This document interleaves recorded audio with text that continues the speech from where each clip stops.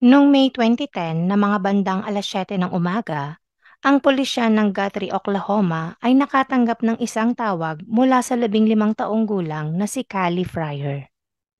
Batay sa kanyang tawag, nakita niya ang kanyang ama na wala ng buhay sa silid nito. Kung interesado ka sa kwento, halika tunghayan natin ang buong pangyayari sa likod ng kamatayan ni Lewy. Bago tayo magpatuloy sa aking kwento, paki-subscribe ng aking channel. Pindutin ang bell button, piliin ang all para updated kayo sa lahat ng videos na i-upload ko. At huwag nyo rin kalimutang i-like at i-share. Maaari din kayong magpahatid ng inyong saloobin gamit ang comment section sa baba. At paki-follow na rin sa Facebook ang MagTV page. Si Lewis Keith Fryer Jr. o tinatawag ng kanyang mga kaibigan bilang Lewy Van Damme. Natatawagin nating Lewy ay ipinanganak noong March 23, 1960. Ang kanyang mga magulang ay sina Lewis Keith Fryer Sr. at Donna Jean Duff Fryer. Si Lewy ay mahilig sa fishing at sports, lalo na sa mga laro ng football sa University of Oklahoma. Maliban dito, siya ay minahal ng lahat dahil sa kanyang sense of humor. Nakilala ni Lewy ang kanyang magiging asawa na si Tricia noong dekada 90. Makalipas lang ng 1 taon, mula nang sila ay nagkakilala at naging magkasintahan, sila ay nagpakasal. Kalaunan, binayaan sila ng 2 mga anak na pinangalanan nilang Lewis Keith Fryer III at Callie Lynn Fryer. Upang masuportahan niya ang kanyang pamilya, nagtrabaho si Lewis sa isang high-end picture framing company, habang ang kanyang asawa naman ang nag-aalaga sa kanilang 2 mga anak. Ngunit noong 1994, naghiwalay ang mag-asawa dahil may problema si Tricia patungkol sa paggamit ng pinagbabawal na gamot. Kaya naman matapos maghiwalay, ibinigay sa kanya ang buong kustodiya ng mga bata. Lumipas ang panahon, naging isang mahusay at mapagmahal na ama si Lewy para sa kanyang mga anak. Noong May 13, 2010 na mga bandang 7:00 ng umaga, ang pulisya ng Guthrie, Oklahoma ay nakatanggap ng isang tawag mula sa 15 taong gulang na si Callie, isa sa mga anak ni Lewy. Ayon sa tawag, pumunta umano siya sa kwarto ng kanyang ama upang gisingin ito, ngunit nakakita na lamang siya ng maraming dugo sa paligid. Dahil sa natanggap na ulat, agad silang tumugon makalipas lang ang ilang minuto. Nang makarating, nakita nila na si Callie ay naghihintay sa labas ng kanilang bahay. Pagkatapos, pinakausapan nila ang dalaga na pumasok muna pansamantala sa isang control car. Ngunit sa pagkakataon na yon, galit na galit si Callie. Gayunpaman, pinagpatuloy ng mga pulis ang kanilang tungkulin at sila ay pumasok sa loob. Pagkatapos, natagpuan nila si Lewy sa kanyang master's bedroom na wala ng buhay. Siya ay may mga sugat sa kanyang leeg, likod at katawan na mababakas at malinaw na nagkaroon ng marahas ng pakikibaka sa kanya at sa salarin. Maliban dito, siya ay nagkaroon ng ilang defensive wounds sa kanyang katawan. Batay sa kanilang pag-iimbestiga, si Lewy ay natutulog nang siya ay inatake. At sa paligid ng kwarto, makikita ang mga dugo sa buong kama, unan at dingding. Matapos ang paunang pagsisiyasat, kinapanayam ng mga pulis si Callie. Ayon sa kanya, nanonood sila ng kanyang ama ng pelikula, pagkatapos ay natulog sila ng mga bandang 10:30 ng gabi. Kaya sa buong gabi siya ay tulog at nagising na lamang bago ang 7:00 ng umaga. Nang magising, nagtaka umano siya dahil madalas na pumupunta ang kanyang ama sa kanyang kwarto para gisingin siya. Ngunit walang ama ang gumawa nun sa kanya sa araw na yon. Kaya pinuntahan niya ang kanyang ama sa sarili nitong kwarto. Subalit na makapasok sa loob, natagpuan niya ang kanyang ama na wala ng buhay. Kaya dahil doon, agad siya umanong nagulat sa mga pulis. Samantala, ang mga pulis ay nagteorya na ang naganap na krimen ay isang pagnanakaw. Gayunpaman, ang ebidensya sa pinangyarihan ay hindi tumugma doon. Dahil walang sapilitang pagpasok ang naganap at wala man lang kinuha mula sa bahay. Maliban sa nabanggit ni Callie na dinala ng salarin ang kotse ng kanyang ama na nakapark sa driveway noong nakaraang gabi. Sa patuloy na pagsisiyasat, natuklasan ng mga pulis na may kinuhang kutsilyo ang salarin mula sa kusina na maaaring ito ang ginamit para sa pagpaslang.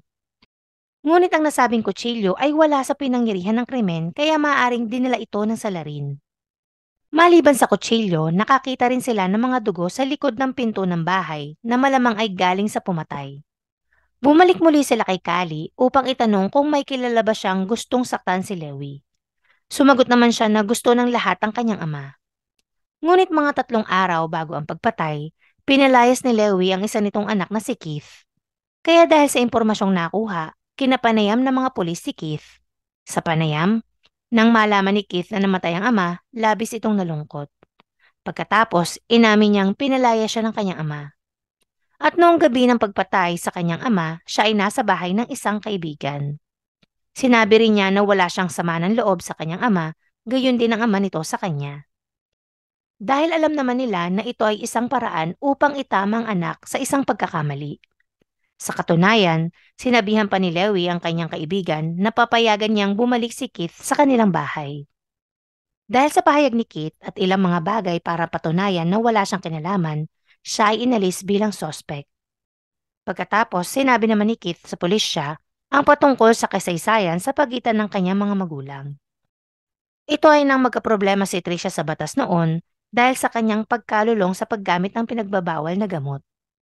Makalipas lang ng ilang sandali, biglang nagpakita si Tricia sa istasyon matapos siyang subukang kontakin ng pulis. Sa panayam kay Tricia, napatunayan niya na mahigit 1 oras ang layo niya sa Oklahoma City noong panahon ng pagpatay. Kaya inalis din siya bilang sospek sa krimen. Samantala, pumayag si Tricia na kapanayamin muli ng mga pulis si Kali. Ngunit sa panayam, hindi nakakuha ang pulisya ng anumang kapaki-pakinabang na impormasyon para sa kaso ni Lewi. Dahil sa walang makuhang ibang makatutulong na impormasyon, nagbaka sakali ang mga pulis na tanungin ang mga kapitbahay ni Lewi. Ngunit ayon sa kanila, wala silang nakita o napansin man lang na kahinahinala nung gabi ng pagpatay. Gayunpaman, sinubukan ng pulisya na kausapin ang 2 kaibigan ni Kali. Ayon sa kanila na nakikipag-date si Kali sa isang 21 taong gulang na lalaki na nagngangalang Jay Childs. Maliban dito, inahayag din nila na si Kali ay pinatalsik din sa paaralan dahil sa pakikipag-away nito at madagal nang hindi rin ito pumapasok sa paaralan. Dagdag pa nila na ang dalagita ay nagsasagawa din ng ilang mga party sa kanilang bahay habang ang kanyang ama ay nasa trabaho at pinapapasok din niya si Jay sa loob ng bahay. Si Jay ay nilarawan bilang isang taong walang pangarap o direksyon sa buhay, walang trabaho, at nakikitira kung kani-kanino sa mga bahay ng kanyang mga kaibigan. At batay naman sa relasyon na meron ang dalawa, matuturing na illegal ito dahil ang edad na dapat o papayagan na magkaroon ng relasyon sa Oklahoma ay 16 taong gulang. Na kung matatandaan, 15 taon pa lamang si Kali. Kaya batay sa ilang pahayag ni Keith sa pulisya, na 3 araw lamang bago mamatay si Lewi, kinausap nito si Jay tungkol sa relasyon nila ni Kali. Ito ay matapos sabihin ni Keith sa ama ang patungkol sa relasyon ni Kali at Jay. Kaya dahil sa nalaman ng ama, pinagbawal ni Lewi ang relasyon ng dalawa. Ngunit sa kabila ng pagtutol ng ama, patuloy pa rin ang relasyon ng dalawa. Ang malala pa rito, kapag nasa trabaho o natutulog si Lewi, pinapapasok ni Kali si Jay sa kanilang bahay. Matapos malaman ang impormasyong ito, agad na inimbitahan ng mga pulis si Jay sa istasyon. Sa istasyon, nagsabi si Jay sa pulisya ng napakaraming iba't ibang kwento, kabilang ang isang kwento na pinagtanggol lang umano niya ang kanyang sarili at sinadya niyang pagnakawan si Lewi. Gayunpaman, ang kanyang mga salaysay ay hindi tumugma sa mga nakalap na ebidensya. Lumipas ang ilang sandali, sa wakas, inamin ni Jay na siya ang pumatay kay Lewi. Dahil hiniling umano ni Kali sa kanya ito ng maraming beses na nais na niyang mamatay ang ama. Sapagkat pagod na umano si Kali sa mga alituntunin ng kanyang ama at gusto niyang makasama ang kanyang inang si Tricia. Pinagtapat din umano ni Kali sa kanya na siya ay nagdadalang tao sa kanilang anak at nais niyang magkaroon ng kinabukasan sa kanya. Kaya dahil doon, pumayag si Jay na patayin si Lewi. At noong May 12, 2010 ng 3 a.m., nakapasok si Jay sa bahay ni Lewi sa pamamagitan ni Kali. Pagkatapos, ipinakita sa kanya ni Kali kung nasa ng mga kutsilyo at diretso na siyang pumasok sa kwarto ni Lewi para paslangin ito. Matapos ang pag-atake, ipinakita sa kanya ni Kali kung nasa niya na susunduin siya ng kanyang ina. Kaya ang tinawagan ni Jay ang kanyang kaibigan upang sunduin siya nito. Samantala, naglabas naman ng isang alerto ang mga pulis para sa kotse ni Lewi. Kalaunan, natuklasan nila ang sasakyan sa Valley Brook, Oklahoma, na humigit kumulang 36 na minuto ang layo mula sa Guthrie. Ngunit nang siniyasat ang loob ng kotse, walang nakitang anumang ibang ebidensya ang mga pulis. Sa kabila ng hindi nakakita ng ebidensya, kinasuhan pa rin si Jay ng first-degree murder at nakuha ang warrant of arrest para kay Callie. Si Callie ay inaresto sa labas ng isang restaurant kung saan siya naghahapunan kasama ang kanyang ina at sinampahan din siya ng first-degree murder. Pagkatapos, nakakuha ang pulisya ng warrant para sa mga talaan ng telepono ni Callie. Matatandaan, sinabi ni Callie na tulog siya ng panahon ng pag-atake sa kanyang ama. Ngunit batay sa talaan ng telepono nito, siya ay gumagamit ng kanyang telepono sa oras na 3:30 ng umaga pagkatapos ng pagpatay. At tinawagan din niya si Jay noong 6:59 a.m. upang sabihin na tatawagan niya ang mga pulis. Natagpuan din ng pulisya ang diary ni Callie sa bahay. Sa tala ng diary, nagsulat siya ng maraming iba't ibang mga bagay patungkol sa kung gaano niya kinasusuklaman ang kanyang ama. Kaya batay sa mga ebidensya at pag-amin, noong July 2010, si Jay ay napatunayang nagkasala ng first-degree murder at pagnanakaw ng sasakyan. At siya ay hinatulan ng habang buhay na pagkakakulong na may posibilidad na makakuha ng parol sa 2077. Nang sumunod na taon noong May 2011, nagpatotoo si Jay sa paglilitis ni Callie kung saan siya ay kinasuhan bilang nasa hustong gulang. Kaya noong May 17, 2011, si Callie ay napatunayang nagkasala ng first-degree murder at siya ay sinentensyahan ng habang buhay na pagkakakulong na may posibilidad na makakuha ng parol sa 2056. Samantala, batay sa kasong kinasasangkutan ng magkasintahan, pinaniniwalaan na si Callie ay nagalit sa kanyang ama dahil sa mga patakaran nito. Nasa kabilang banda, pinaniwala ni Callie si Jay na nais nitong bumuo ng isang pamilya at nais na mamuhay ng masaya sa piling niya. Ngunit nalungkot siya nang malaman niyang nagsisinungaling ito tungkol sa kanyang pagbubuntis, na kung saan hindi naman talaga ito buntis. Kaya naman dahil doon, siya ay tumistigo laban kay Callie. Bago po matapos ang video, nais ko lang pong batiin ang mga nagpapabati, at lahat po ng bumati sa atin ng Merry Christmas.